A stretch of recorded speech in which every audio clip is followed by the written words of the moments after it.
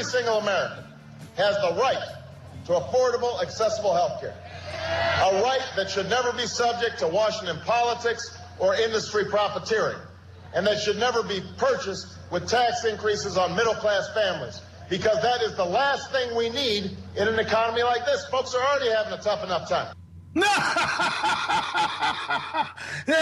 that was Obama in 2008. What a joke that was. Hey, this is Ken for the Information Nation on Orion Talk Radio, OrionTalkRadio.com, TheInformationNation.com. That was 2008. Obama telling you, oh, we're not going to tax you. Oh, no, it's not a tax. We're not going to take money out of your pocket, that lying piece of garbage. That's all this guy has done to us. For the 3.5 years that he's been in office, just one lie after another after another. Oh, he's so proud of himself. Oh, my health care is constitutional. Basically, it's not. It's the fact that John Roberts, the Chief Justice of the Supreme Court, is an idiot. If you read, I downloaded the entire decision written by John Roberts. It is incoherent. John Roberts does not make sense on what he said. It's a tax. It's not a tax. It's two taxes in one. Hey, you can buy it, but they can't force you to be involved in commerce. But then again, if you're not involved in commerce, you're going to have to pay the IRS because you didn't get involved in... What? It's like that little saying that I tell people. You know, ladies and gentlemen, hobos and tramps, cross-eyed mosquitoes and bow-legged ants, I come before you to stand behind you, to speak on a topic I know not about.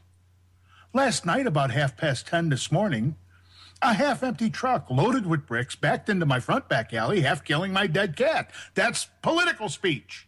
That's exactly what it is. Makes absolutely no sense. But a lot of people out there go, oh, listen how smart he is. His half-dead cat got killed by a half-empty loaded truck. Well, you're stuck with it now unless we can get somebody to repeal this piece of junk. You are just flat stuck with it. And it's unbelievable. Here, let's give another listen to this one here. It says the court declared Obama a monumental liar. Probably the most definitive promise you made in the campaign is that no one in the middle class would get a tax increase on your watch. Yet this week, Senator Rockefeller, several other Democrats say that this bill by Senator Baucus is a big middle class tax increase. Do you agree, and does that mean you can't sign it? Well, I don't agree. I think that what they were referring to, and I haven't looked at the quotes, but I think they were concerned about whether or not this was actually affordable. If you're saying to people you got to get health insurance, but they can't actually afford it, and they have to pay a penalty if they don't get it, then that's a pretty big burden on middle-class families. That's a concern I share, making sure that this is affordable. But the first thing we got to understand is you've got what is effectively a tax increase taking place on American families right now. Kaiser Family Foundation report just came out last week. Healthcare premiums went up 5.5% last year at a time when the rest of the economy, inflation was actually negative. So that is a huge bite out of people's pockets. And part of what I've been trying to say throughout this campaign, this effort to get healthcare done, is that if we don't do anything, guaranteed, Americans' costs are going to go up, more people are going to lose healthcare coverage. The insurance companies are going to continue to prevent people from getting it for pre-existing conditions. Those are all burdens on people who have health insurance right now. That is true. And so just to close the loop on this, the principles I've put forward very clearly when I spoke to the joint session of Congress is that we're going to make sure that, number one, if you don't have health insurance, you're going to be able to get affordable health insurance. Number two, if you have health insurance, we're going to have insurance reforms that give you more security. You know what you're going to get. You know that if you're paying your premiums, you're actually going to have coverage when you get sick. Number three, it's going to be deficit neutral. It's not going to add a dime to the deficit now or in the future. Number four, it's going to start driving down our costs over the long term. Now, 80% of what I'd like to see is actually already in all the various bills that are in Congress. That last 20% is tough because we got to figure out making sure that we're paying for it properly, making sure that it really is relief to families who don't have health insurance, making sure that all the various details that are out there lineup, and that's going to take some time. But I think that the effort by the Senate Finance Committee is a serious, strong effort to move an agenda forward.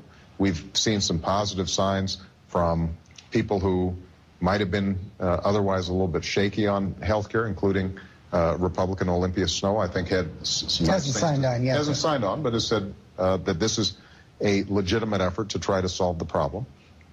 What I want to see is that we just keep on working on it over the next several weeks. How about a matter of first principles? You mentioned these premium increases, but they're not happening as a result of a decision by the government. Right. You were against the individual mandate during the campaign. Under this mandate, the government is forcing people to spend money, fining you if you don't.